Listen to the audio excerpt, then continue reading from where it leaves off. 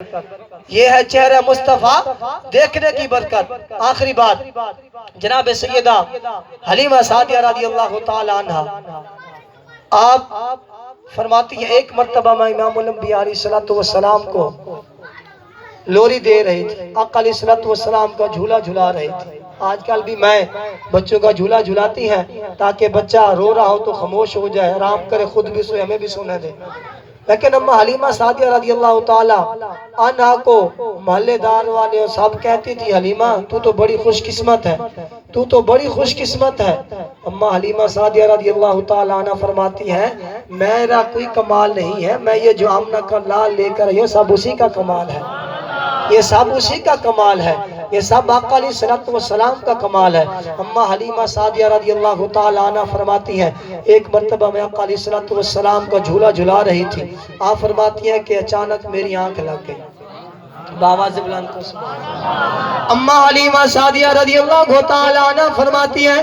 آقا علیہ السلام کا جھولا جھلا رہی تھی، مدینے کے تاجدار کو لوری دے رہی تھی، آپ فرماتی ہیں میری آنکھ لگ گئی، میں تھوڑی دیر بعد میری آنکھ کھلی، میں نے دیکھا امام الانبیاء علیہ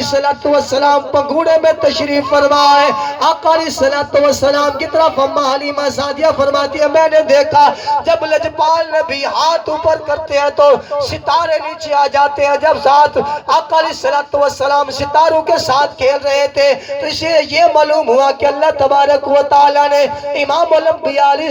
السلام کا کھلونا بھی چاند اور ستارے بنا دیے تھے۔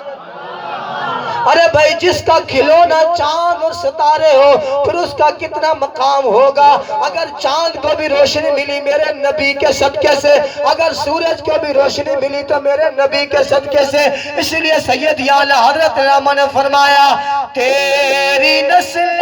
پاک میں ہے بچہ بچہ نور کا، تیری نسل پاک میں ہے بچہ بچہ نور کا، تو غیر نور تیرا سب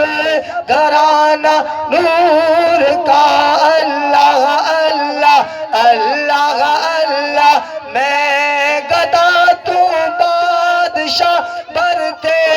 پیالہ نور کا، صدقہ لے دے نور کا